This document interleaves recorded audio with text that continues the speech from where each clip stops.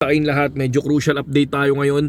BTC is nasa 43,182 at maraming nagsasabi mga idol na ang BTC mag-end ng 45k this month. Yung iba naman nagsasabi mag-end ng 50k this month mga idol, pero ang ETH sinasabi nila mag-end ng 2,700 this month. Kasi kung mapapansin nyo ang ETH ngayon biglang lumipad, so papunta ngayon siya sa 400. So titingin tayo dyan, susubok tayo ng buy long ngayon, no?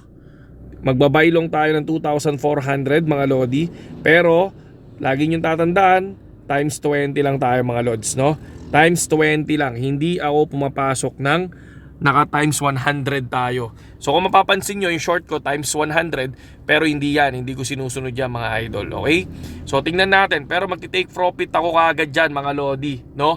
Hindi ako mag-expect ng super lipad, pero in-estimate ko ang ETH is papaluto ng 2,700 mga lods, no? Pero sa ngayon hindi ko pa nakikita yon, pero tingnan natin bukas or hanggang 31. So ako, malakas ang kutob ko ngayon sa ETH dahil ang tagal na tahimik nito. So far ano na tayo, no? 1%, so 38 pesos, di ba?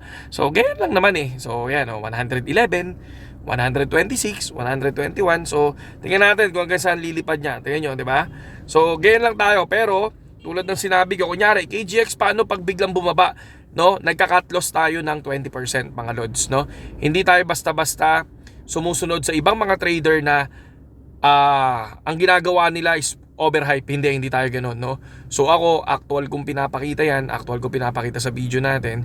Kaya talagang tingnan natin. So ito, mapapanood nyo to ngayon. So ginawa natin to ng 6:40. So tingnan natin kung anong mangyayari dito mga idol. Okay? So BTC update tayo mga idol. Sa mga gustong pumasok sa BTC, no?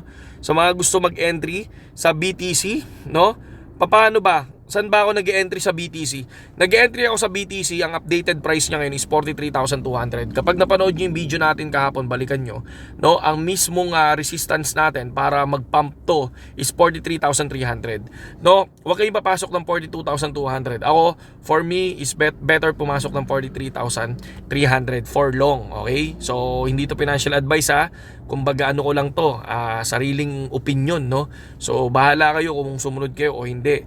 And then kaya tingnan nyo, ayan 1,197, diba? Sabi ko sa inyo, okay, papasok naman 43,200.